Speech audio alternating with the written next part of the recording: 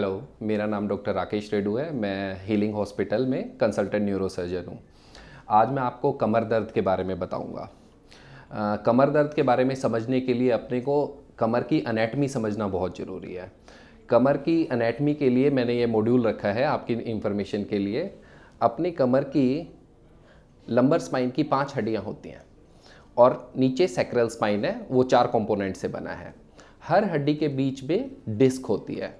ये डिस्क अपना शॉकर का काम करती है। ये बहुत ज़रूरी कंपोनेंट है।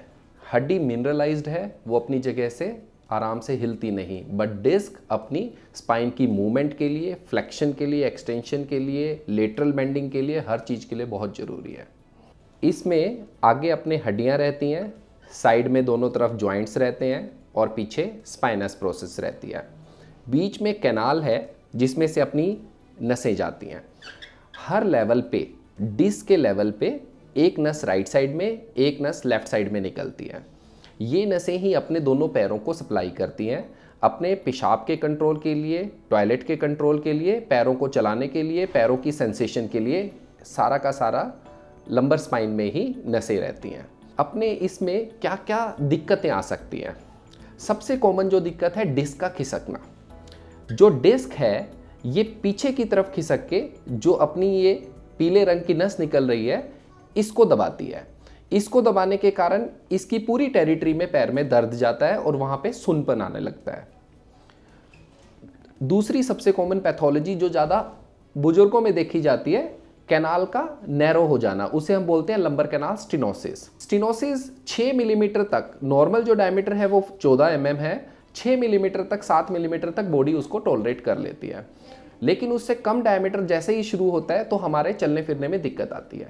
कुछ दूर चलते ही अपने पैरों में सुन्नपन आने लगता है और हमें बैठना पड़ता है, आराम करना पड़ता है। फिर हम चल सकते हैं, फिर बैठना पड़ता है। और धीरे धीरे जैसे जैसे ये स्टेनोसिस बढ़ती जाती है, डिस्टेंस जो कि हम कवर कर पा रहे हैं वो प्रोग्रेसिवली कम होता जाता है। तीसरी सबसे कॉमन दिक्कत है हड्डी का एक दूसरे के ऊपर खिसक जाना। चौथी जो अपने चोट लगने के कारण होती हैं, उसमें हड्डियों का फ्रैक्चर भी हो जाता है, बस्ट फ्रैक्चर हो जाता है, कुछ कंपोनेंट उसके कैनाल में आ जाते हैं, नसों को दबा देते हैं, ये वाली दिक्कतें। और 5वां ट्यूमर।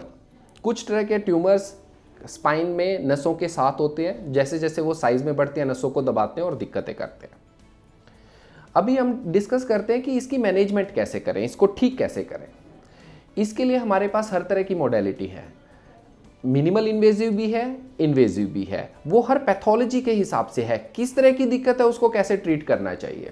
बताने के लिए कि इसको दवाइयों से ट्रीट करें कि ऑपरेशन से ट्रीट करें, एक न्यूरोसर्जन बेस्ट है। क्यों बेस्ट है? क्योंकि न्यूरोसर्जन खुद ऑपरेशन करता है। उसको पता है कि कौन सा केस ऑपरेशन वाला है और वो ऑपरेशन से ठीक होने वाला है, और कौन सा केस में ऑपरेशन की जरूरत नहीं पड़ेगी, वो दवाइयों से ठीक हो जाएगा। इसलिए न्यूरोसर्जन से ओपिनियन लीजिए, वो आपको बेस्ट गाइड करेगा। मिनिमल इन्वेजिव में आजकल बहुत लेटेस्ट टेक्नोलॉजी आ गई है। MIS हैं, मिनिमल इन्वेजिव सर्जरी की टेक्निक्स हैं, जिससे हम बिना चीरा दिए छोटे से इंसिजन से ही स्क्रू डाल के सारे स्पाइनल डिसऑर्डर्स को फिक्स कर देते हैं। उसमें अपनी काइफोप्लास्टी और वर्टिब्रोप्लास्टी भी है। अगर हड्डी दब जाती है तो एक बैलून आता है, एक छोटे से छेद से हम उस बैलून को उस हड्डी में डालते हैं, बैलून को फुलाते हैं, उस हड्डी को नॉर्मली उठा देते हैं और उसमें कैल्शियम डिपॉजिट कर देते हैं। इसमें कोई चीरा नहीं आता। इसके बाद आती हैं इन्वेजिव सर्जरीज।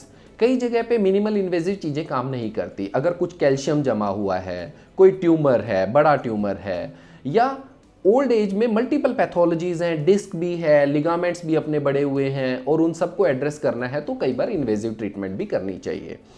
तो ये कोई ज़रूरी नहीं है कि हमेशा मिनिमल इन्वेजिव ही सुपीरियर होगी। इन्वेजिव ट्रीटमेंट जो अच्छा आराम दे वो भी सुपीरियर हो सकती है।